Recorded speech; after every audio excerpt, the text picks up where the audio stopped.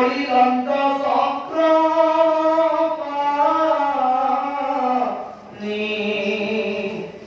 ৰাম কৌৰব সঞ্জয় কৈকেয় বংশৰ আশা যত ৰাজা গণ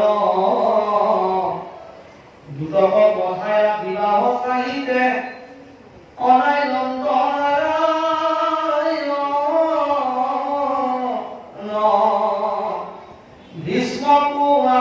ভীষ্মকো আকিয় বিবাহ দিবেক ৰংগে সমান্ধৰে সাজি অসংখ্যাত ধন অমূল্য ৰতন লয়ো ৰথ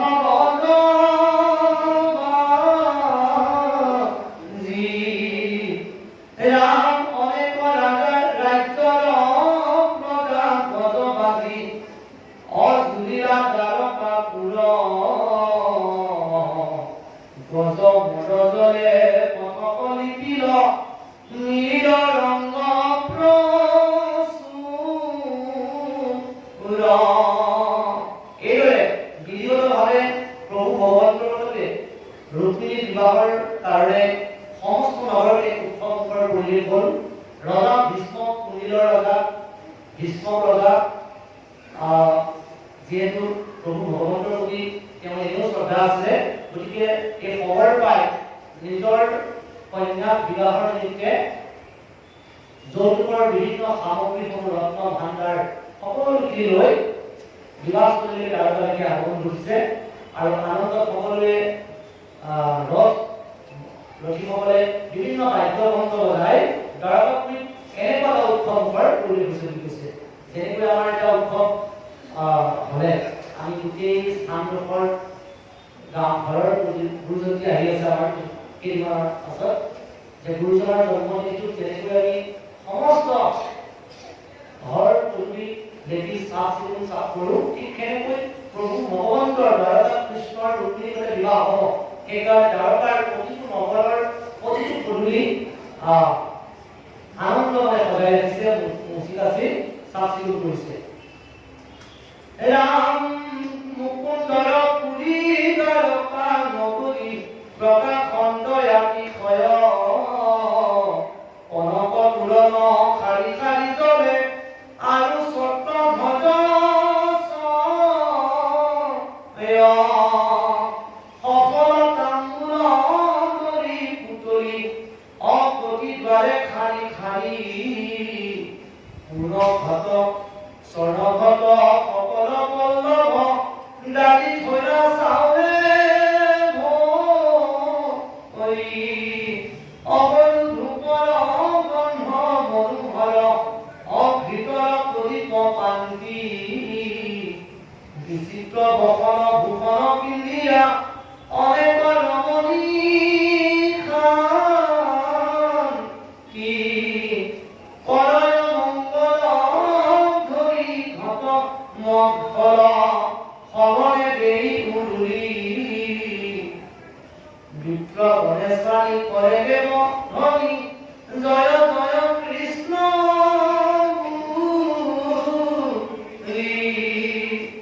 ৰাম দুন্দুবি মৃদংগ কবল কাল অসংখ্য শংখৰ ধ্বনি গীতা ভাগৱত হৰিৰ কীৰ্তন সকল নগৰে গোটেই নগৰখন সকলোৰে ভগৱন্তৰ গুঞ্জ গীতাসমূহ গাই আছে। ক'ৰবাত ক'ৰবাত গীতা ভাগৱত শাস্ত্ৰৰ অধ্যয়ন হৈছে, ক'ৰবাত আনন্দময় নগৰৰ নাৰীসকলে নিজকে সাজি কাচি প্ৰভু ভগৱন্তৰ বিবাহৰ উপলক্ষে উদ্যত হৈছে। এটা সুন্দৰ এটা পৰিৱেশৰ কথা কবি দিছে। ৰাম যেন মহোৎসৱ হৈল দ্বাৰকাত অপহিবেক কাক শুনি পাছে বিধিমতে ৰুক্মিণী কবিহা অৰিহন্ত চক্ৰ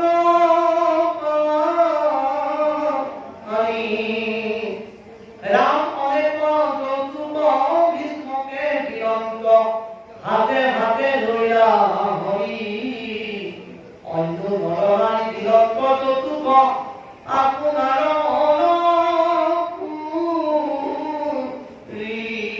এই যৌতুকৰ যি ব্যৱস্থা আমি ভাগৱত আচলতে পূৰ্বৰে পৰাই আছিল, কিন্তু বৰ্তমান সমাজ যদিও আছে, কিন্তু এতিয়া ৰজা মহাৰজাসকলৰ অজস্ৰ আছে যেনে দিছিলে, কিন্তু এতিয়া আচলতে আমি যিটো যৌতুক প্ৰথা আপোনাৰ ইচ্ছাকৃতভাৱে কোনোবাই কাৰোবাক সম্প্ৰদান কৰিছিল তাৰ কথা নহয়, কিন্তু জবৰদস্তি জোৰ কৰি কোনেও কাকো সম্প্ৰদান কৰিব নালাগে। এইটো শাস্ত্ৰতো যৌতুক সম্বন্ধীয় কিছু কথা আছে যে কৃষ্ণৰ বিবাহত ভীষ্ম প্ৰজাই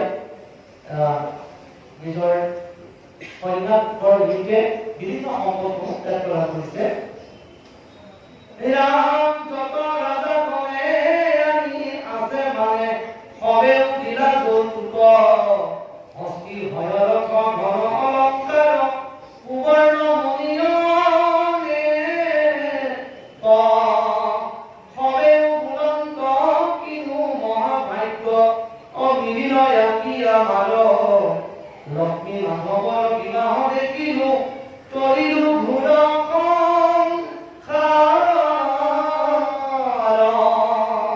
আৰু অন্যজনে কৈছে যে সাক্ষাতে লক্ষ্মী আৰু ভগৱন্ত প্ৰভুৰ বিবাহ কাৰ্য নিশ্চয়কৈ দেখা পালো, এয়া আমাৰ ভাগ্যৰ। আমি সময়তো হৈ আহিব, আমি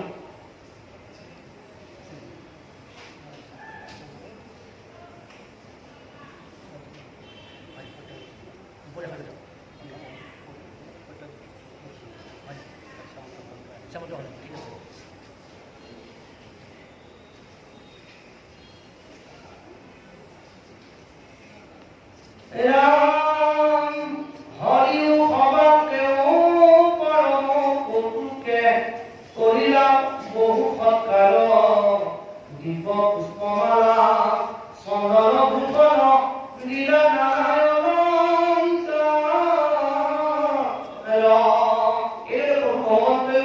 নিজৰ ইষ্ট কুটুম্ব সকলোকে সম্ভাৱনা জনাই জ্যেষ্ঠসকলক যাক যেনেকৈ শ্ৰদ্ধা কৰিব লাগে, যাক যেনেকৈ দিব লাগে সেইবিলাক সম্প্ৰদান কৰিছে। ৰাম ৰাম নকদান দিলা পুৰি মন অনতন হাত যত মানে বসনে ভূষণে সবাকে তুঠিলা লক্ষ্মীপতি কৃষ্ণৰ বিবাহ দেখি ৰাজা কৰে আনন্দৰ কিবা নাই খালি কৃষ্ণক মেলাই কৃষ্ণৰ মহিমা গাই। ৰাম ঘৰে ঘৰে গয়া ভাৰতালৈ আগত কহিলে ৰাজা গণে যেন মুহূৰ্তৰে ৰূপিণী কবিহা কৰি লক্ষ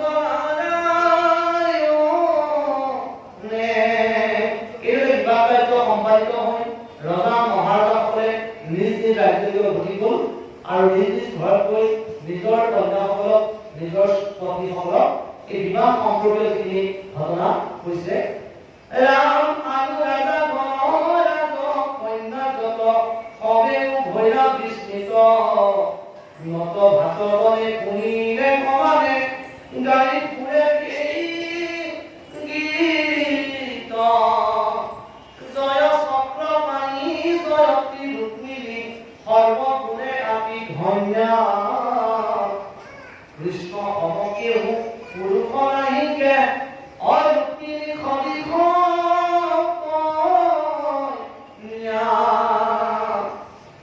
ছবি অৰুক্মিণী কবিহা কৰি হৰি খেয়া চন্দ্ৰমুখী ভকত কণ্ঠা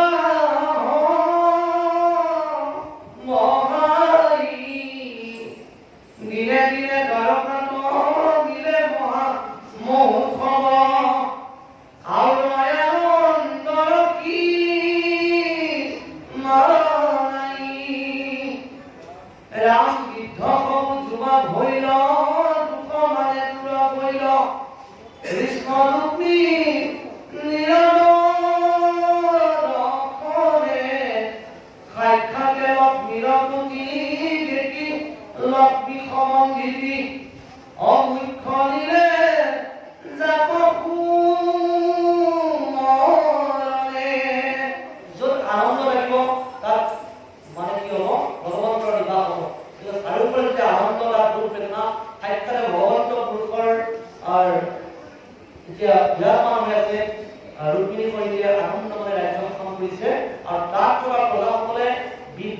সকলোৱে যেন তোমাৰ শান্তি যেতিয়া থাকিব সমাজত, মানুহৰ মনৰ যেতিয়া শান্তি থাকে, তেতিয়া বৃদ্ধ হ'লেও বয়সৰ কোনো সীমাই কেতিয়াও মানুহক কষ্ট দিব নোৱাৰিব। শান্তি যেতিয়া পৰিৱেশটো বিনষ্ট হৈ থাকে, যেতিয়া সমাজত বিবেচনামূলক শক্তিবিলাকে ক্ষতি হৈ থাকে, তেতিয়া আমাৰ কি হয় যে যুৱ সমাজতো মানে আমাৰ কিবা কিবা কৰি বৃদ্ধ নহ'লেও মনৰ অশান্তি আমাক কেতিয়াবা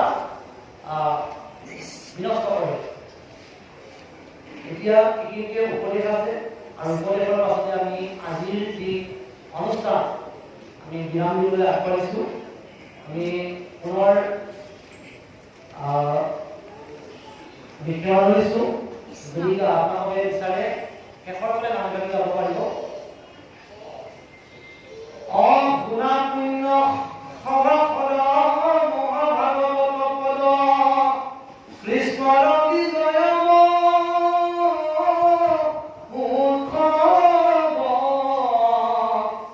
শ্ৰৱণতে হৰে তাপ খণ্ডে দুখ ভূপ পাপ এৰাই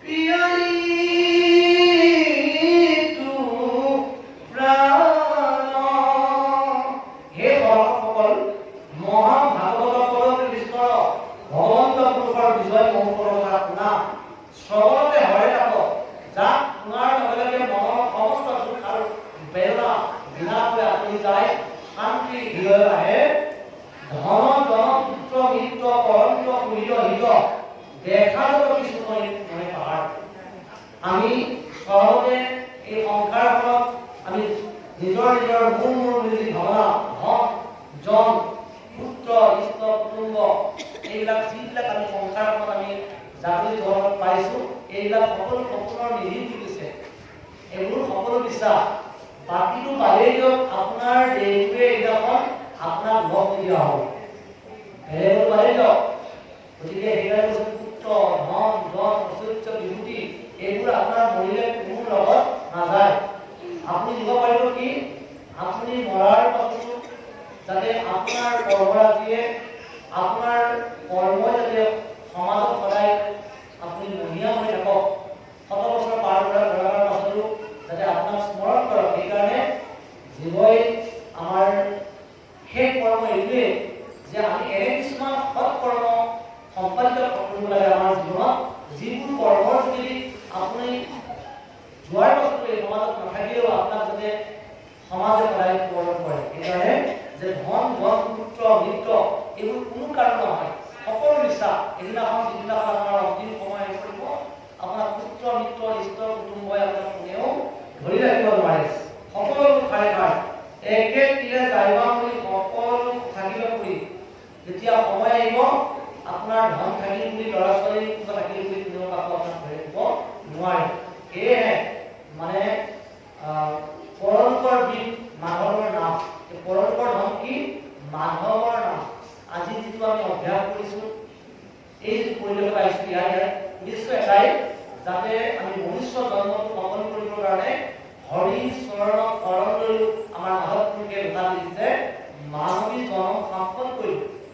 মনুষ্য জন্মটো যেতিয়া সফল হ'ব, আপুনি যে পৃথিৱীলৈ মনুষ্য হিচাপে আহিলে, যিদিনাখন হৰি শৰণ লৈ হৰিকে কেৱল সত্য মানি আপুনি জীৱন অন্তিমখনত যদি আপোনাৰ কেনেকা কৰি সেইখন মুখেৰে ৰাম নাম বাজ হয়, তেতিয়াহ'লে আপোনাৰ মনুষ্য নামৰ যিটো জন্ম সফল হ'ব। আৰু এয়া কিন্তু ইমান সহজ কথা নহয়। আমি পাইছোঁ যে অজামিলে মৃত্যুৰ অন্তিম ক্ষণত নাৰায়ণৰ নাম লৈ পুত্ৰৰ নাম লৈ কৰিছে, কিন্তু অজামিলৰ পূৰ্বজন্মৰ বহুত সংস্কাৰ আছে, সেইকাৰণে পাইছে। কিন্তু আমি আমাৰ জীৱনত কি সংস্কাৰ কৰিছোঁ নিজক নিজে প্ৰশ্ন কৰিলে হ'ল। কিন্তু সেইকাৰণে আজি এইখিনি ভৱিষ্যতে যাতে আমাৰ অন্তিম ক্ষণত আমাৰ মুখত ৰাম নাম আহিবৰ যিটো অভ্যাস, আজি যদি অভ্যাস নকৰে, এটাই কৈছে আপোনাৰ যদি অভ্যাস থাকে তেতিয়া জিভাত তেতিয়া আপোনাৰ কেতিয়াও ৰাম নাম নাহিব, তেতিয়া ৰাম নামৰ পৰিৱৰ্তে অন্য কিবাহে আহিব। সেই অভ্যাসৰ কাৰণে আমি আজি এইখন ৰিহাৰ্চল কৰি থকা হৈছে। আৰু এই ৰিহাৰ্চল কিন্তু আজি ভাদমাহ বুলি কৰিলে নহ'ব। ভাদমাহ আহিলে আৰু আপোনালোকে ভাগৱত শুনিলে আৰু ভাদমাহ ব্যৱস্থা আপোনালোকৰ শুনিব লগা জানিব লগা একো নাই। অৰ্থাৎ প্ৰাণ থাকে মানে এই শৰীৰত যেতিয়ালৈকে প্ৰাণ থাকিব তেতিয়ালৈকে আমি কৃষ্ণ কথা শুনিব লাগিব। সেইকাৰণে কবি কপিল ভগৱন্ত পুৰুষে চতুৰ্থ স্কন্ধত কৈছে, দেৱকী দ্বিতীয় স্কন্ধত কৈছে, হে দেৱকী আই, যে তুমি যদি জীয়া মানুহৰ দৰে থাকিব বিচাৰা, তুমি ৰাতিপুৱাৰ পৰা সন্ধিয়ালৈকে কৃষ্ণ নাম তুমি মুখত লোৱা আৰু অনৰ্গল তুমি চেষ্টা কৰিবা। হয় তুমি কাৰোবাৰ মুখে কৃষ্ণ কথা শুনিবা আৰু নহ'লে কাৰোবাৰ কৃষ্ণ কথা ক'বা। গতিকে মৰা মানুহ হৈও এই সংসাৰত কিন্তু জীয়া মানুহতকৈ মৰা মানুহৰ সংখ্যাই বেছি দিছে। এতিয়া কৈছে কৃষ্ণক হৃদয়ে ধৰা শ্ৰৱণ কীৰ্তন কৰা, কৃষ্ণক অৰ্পিতা আমাৰ আত্মা হৃদয় সকলো ধন জন পুত্ৰ মিত্ৰ অনন্ত হৃদয়িত দেখাতো কিছু নহয় সাৰ, এইবিলাক একো সাৰ সকলো অসাৰ, একে দিলে যাইব কৰি সকলে থাকিব কৰি শৰীৰত অভিকে সাৰ খায়। আমি চিন্তা কৰা আছে এই পদটো নাম থাকি আছে ধৰাই এতিয়া থাকাও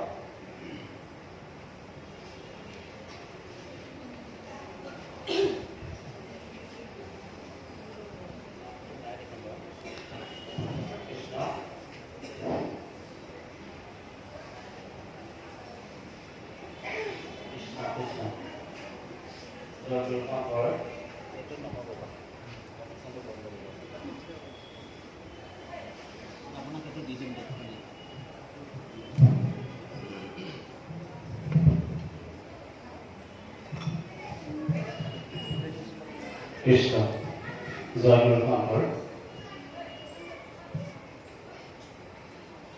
তোমাৰ চৰণ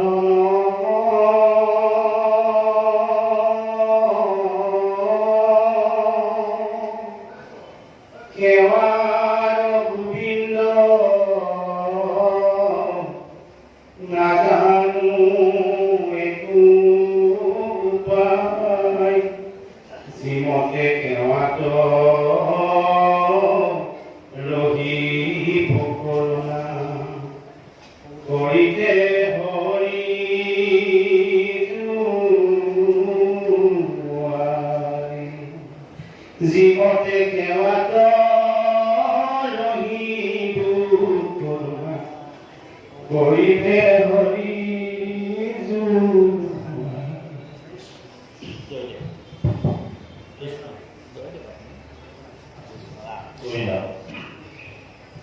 সেই পৰম ভক্তি ভাজন এই বৈকুণ্ঠপুৰীত উপবিষ্ট হৈ থকা মোৰ আজন্মৰ গুৰুমতী বাপাই সমস্ত একান্ত ভকতসৱে নিৰ্গুণ কৃষ্ণ গুণ গাঁৱে সদায় বসিয়া যথাত বৈকুণ্ঠক পৰিহৰি জ্যোতিৰ হৃদয়ে থাকা হৰি সাক্ষাতে তথা। আজি আপোনালোকক গুৰুজনৰ বৈষ্ণৱ সেৱক ইয়াত বৈকুণ্ঠপুৰীত হৈ আছে। প্ৰভু ভগৱন্তই শাস্ত্ৰৰ মাধ্যমেৰে আমাক কৈছে তেওঁ যে যোগীৰ হৃদয়তো নাথাকে, বৈকুণ্ঠতো নাথাকে। আজি ইয়াত বিৰাজমান হৈ আছে আপোনাৰ খবৰ মাজত। এয়া আমাৰ মুখৰ কথা নহয়, শাস্ত্ৰৰ সিদ্ধান্ত। যি কি নহওক সময়ৰ প্ৰতি লক্ষ্য ৰাখি জিতেন বাপজনে যিহেতু আমাক অনুৰোধ কৰিছে, আজ্ঞা কৰিছে যে এফাকি নাম গাবলৈ। আচলতে নাম গাবলৈ নাজানো, কিন্তু ভকতৰ আজ্ঞাটো পালন কৰাৰ মানকে প্ৰয়াস কৰিম আৰু উদযাপন সমিতিৰ সম্পাদক প্ৰভুজনেও আমাক এষাৰ সংকেত দিছে যে আৰু অলপ সময় পাঠ আগুৱাই গ'লেও মানে কোনো অসুবিধা নহয়। কিছুদিন মিলাবৰ কাৰণে কেতিয়াবা অকণমান কাৰণে নহয় সময়ৰ প্ৰতি, গতিকে আমি সম্পাদক প্ৰভুজনৰ বাক্যষাৰ ৰাখিবলৈ প্ৰয়াস কৰিম।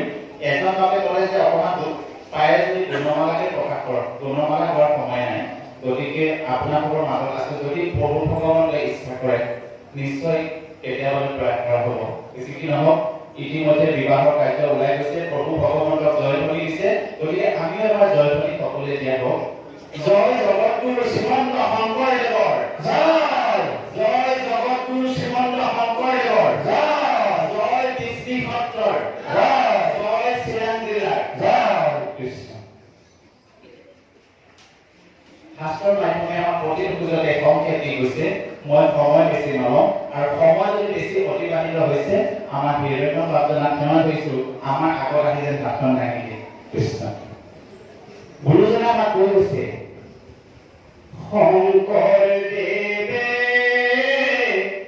কৈ গ'ল কলিত হৰিৰ নাম,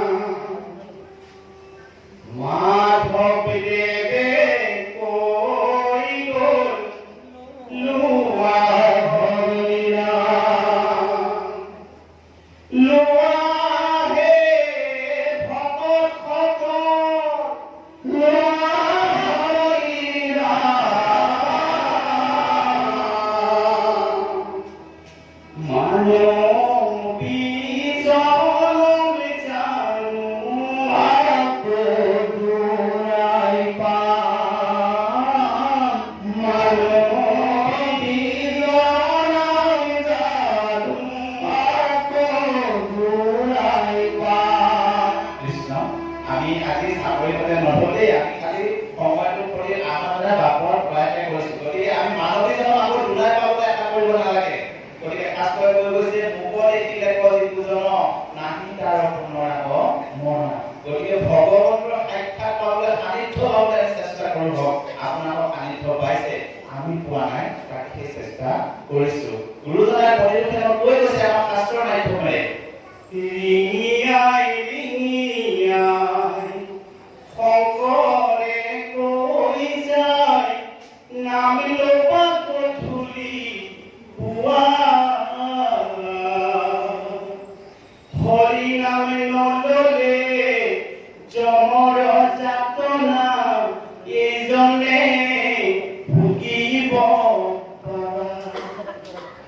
যমৰ যাতনা যাতে আমি ভুগিব নালাগে, আপোনালোকেতো নুভুগে, আপোনালোকৰ সিদ্ধান্ত আপোনালোকৰ মহাভাগৱত, গতিকে আমি নিজকে কৈছো।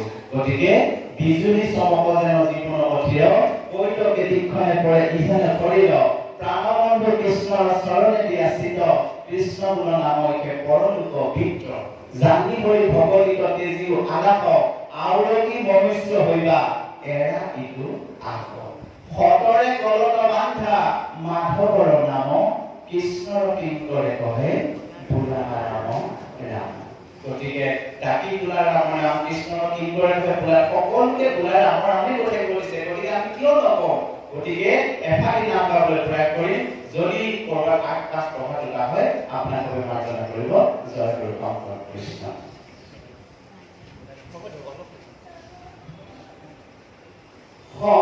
শংকৰদেৱে সাঁচি পাতত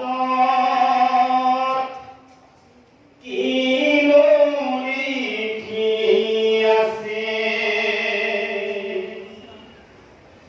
মাধৱে সুধিলে গুৰু কিনো ভাবি আছে, কলিযুগৰ নৰলৈ লাগিছে মোৰ ভয়, সেইকাৰণে কীৰ্তন দৰ্শন লিখি আছো।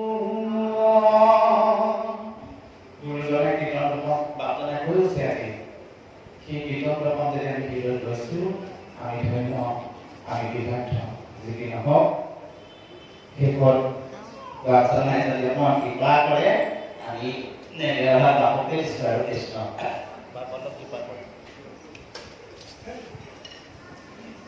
কৃষ্ণ কি চাকৰি পাই গৈছিলোঁ ভাবিছোঁ কৃষ্ণ গুৰুৱে গঢ়িলে নাম কৰে মণি কৰিলে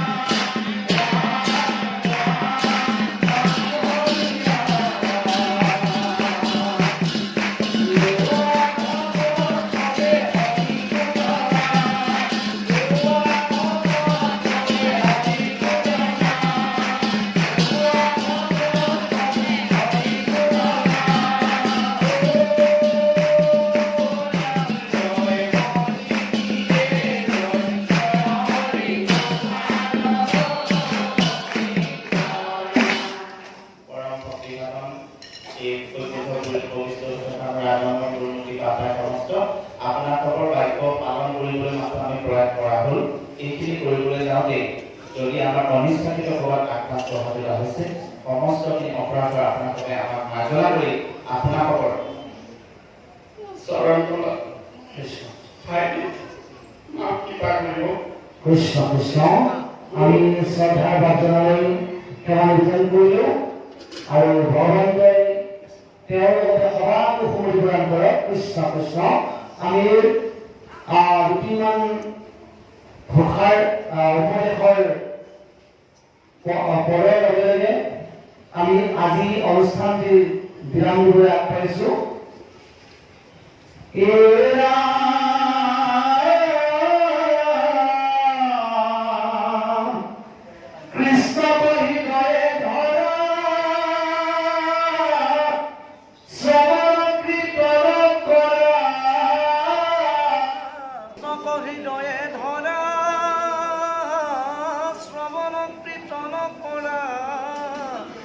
কৃষ্ণতে অৰ্পিও ইটো প্ৰাণ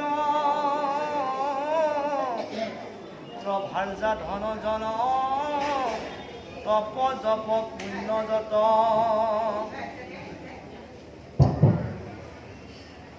হৰে নিবেদিও কৃষ্ণ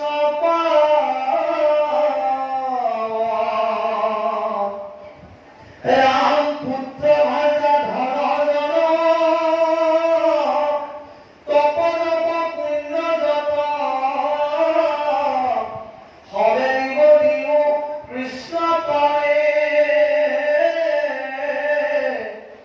অনন্ত কন্দৰী ঘৰে হৰি বুঢ়া ঘৰে ঘৰে ইটো প্ৰাণ পিণ্ড থাকে মাৰে। কৃপালু বাপ্পান্ধক আই মাতৃ সমস্ত আমাক পুনৰ শেষৰ পত্ৰী আকৌ কি ক'লে আমি সামৰিবলৈ দোহাই দিবলৈ আগবাঢ়িছোঁ যে হেনদানি আৰম্ভ চাৰিয়া তেজু দ্ৰোহ চিন্তিও আপোনাৰ কল্যাণ কৃষ্ণকৰ হৃদয়ে ধৰা শ্ৰৱণ কীৰ্তন কৰা কৃষ্ণতে অৰ্পিও ইটো প্ৰাণ। এই কথাখিনি জানি বুজি লৈ যে পৰম সত্য ভগৱন্তৰ ইচ্ছাৰ অবিহনে এই জগতৰ এটাও কাৰ্য সম্পাদ্য নহয়। আমি যি সুখ দুখ জীৱনলৈ আমাৰ আহে সমস্তখিনি ঈশ্বৰ হিচাপে আহে বুলি ভাবি লৈ সুখতো দুখতো এই দুয়োটা সময়তে যাতে এক কৰি আমি ভগৱন্তৰ চৰণ কেতিয়াও যাতে আমি ভগৱতৰ চৰণৰ পৰা যদি বঞ্চিত হ'ব লগা নহয় তাৰ বাবে আমি প্ৰয়াস কৰিব দিছে যে চাৰিও তেজিও ধ্ৰুৱ অৰ্থাৎ অভিমান বোলা বস্তু জীৱনৰ সকলোতকৈ বেয়া বস্তু। কোনো কালে কেতিয়াও কোনো বস্তুক লৈ বা কোনো সম্পদক লৈ কাৰোৰ প্ৰতি অভিমান আৰু জেদ ভাৱ এইবিলাক হৈছে পাপৰ। এই যে পাপ বুলি যে কওঁ আমি পাপ কোনো দেখা বস্তু নহয়। পাপ হৈছে মানে আক্ৰোশ অহংকাৰ দেশ ঘৃণা নিন্দা কুৎসুক অভিমান এই বেয়া যিখিনি অৱগুণ এই অৱগুণখিনি যদি আপোনাৰ শৰীৰত আছে তেনেহ'লে আপোনাৰ শৰীৰটো পাপময় শৰীৰ আৰু এই পাপময় শৰীৰে কেতিয়াও ভাল কাম কৰিব নিবিচাৰে। সেইকাৰণে এই ভাৱনাখিনি আমি কি কৰিব দিছে ঈশ্বৰে ভকতৰ সংগত আহি কৃষ্ণ কথা গাই ভগৱন্তৰ নাম শুনি কৃষ্ণকৰ হৃদয়ে ধৰা শ্ৰৱণ কীৰ্তন কৰা। হয় আপুনি কৃষ্ণ কথা গাওক নহয় শুনক। শুনি পেলাই কি কৈছে কৰা কৃষ্ণতে অৰ্পিও ইটো প্ৰাণ ভগৱন্ততে এই সমস্ত দেহ মন প্ৰাণ সমস্ত কায় বাক্য আৰু মন। এতিয়া আমি কি কৰো আমাৰ কায়টো ইয়াত মানুহ শৰীৰটোহে আমি লৈ আহিছো আৰু বাক্যষাৰ দিলো কিন্তু মনটো যদি আমাৰ ঘৰত থাকে তেতিয়াহ'লে ইয়ালৈ অহাৰ যিখিনি কষ্ট বিফলে যাব। আপুনি ইয়ালৈ আহি যদি ঘৰৰ কথা বোলে আমুকটো কাম আছিলে যদি সোনকালে যাব পৰা হ'লে ভালে আছিলে ইমান সময় দেৰি হৈ গ'ল এইবোৰো কিমান আৰু শুনিম। যদি মনটো স্থিৰতা নাথাকে এক ক্ষণ মানে শুনি কৃষ্ণ কথা তাহাৰ ব্যতিৰেক অন্যৰ জীৱনত বৃথা বুলি কৈছে যে বহুত সময় আপুনি কৃষ্ণ কথা শুনিব নালাগে। এক ক্ষণ যদি শ্ৰদ্ধাৰে যদি ভগৱন্তৰ কথা আপুনি শ্ৰদ্ধাৰে শুনে, আপোনাৰ জীৱন সফল বুলি কৈছে। সেইকাৰণে আৰু এটা কথা কৈছে, পুত্ৰ ভাৰ্যা ধনজন তপ জপ পুণ্য যত সবে নিবেদিও কৃষ্ণ পাৱে। আপোনাৰ জীৱনত যত যি সম্পদ আছে, সতি সন্তান, ল'ৰা ছোৱালী, ধন জন ঐশ্বৰ্য বিভূতি, আৰু যি তপ কৰিব, যি যজ্ঞ কৰিব, যি ধ্যান কৰিব, এই সমস্তখিনি কাৰ্য তাক দিব কৈছে ভগৱন্তৰ চৰণলৈ আবেদন কৰিব। কৃষ্ণ পুজিলে পূজা সমস্তৰে হয়, পৃথকে পুজিলে পূজা কেহু নহয়। কৃষ্ণক যদি আপুনি অৰ্পণ কৰে সমস্ত দেৱতাই পাব। গতিকে কৃষ্ণকে অৰ্পণ কৰিব দিছে। অনন্ত কন্দলী ভয়ে হৰি ভৰা ঘৰে ঘৰে ইটো প্ৰাণ পিণ্ড থাকে মানে। আৰু এই শৰীৰত যেতিয়ালৈকে আমাৰ হৃদয়ত আত্মা আছে, আত্মা থকালৈকে আমি নাম লোৱাৰ প্ৰয়াস কৰিব লাগে। তাকে আমি দিনকৈ পুনৰ পদজোতা দোহাই দি আমি বিৰাম দিবলৈ আগবাঢ়িছো। কৃষ্ণ হেন জানি আৰু মুহাৰি উঠে জীয়া দুহা চিন্তি উপায় আপোনাৰ কৰিলা কৃষ্ণ হৃদয়ে ধৰা শ্ৰৱণ কীৰ্তন কৰা কৃষ্ণতে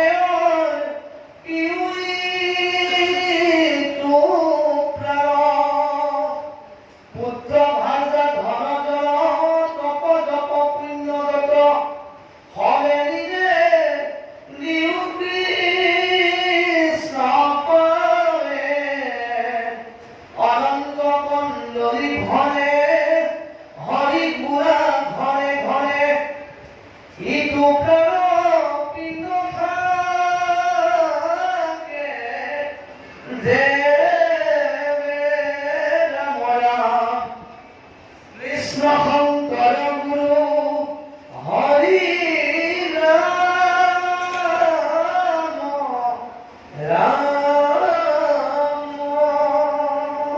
কৃষ্ণ জয় ৰাম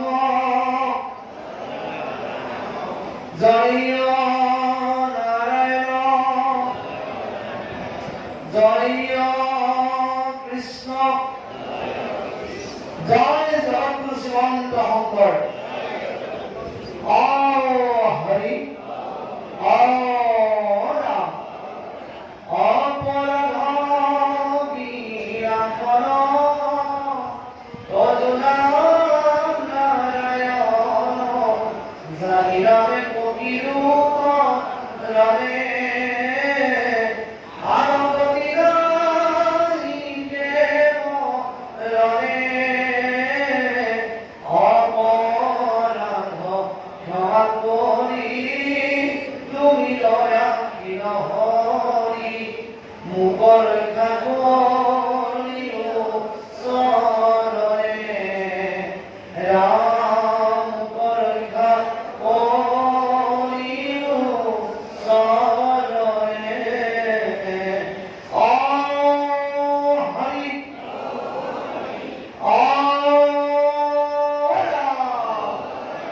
গুৰু বন্দনা সকলে গাব। শ্ৰীমন্ত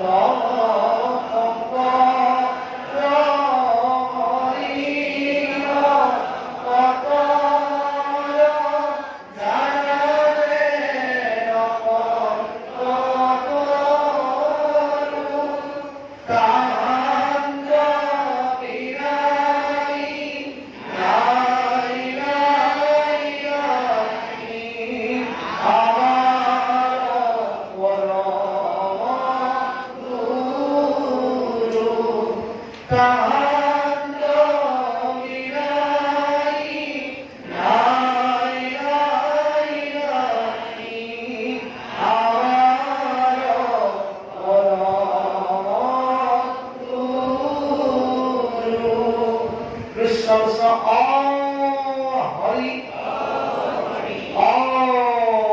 ৰাম কৃষ্ণ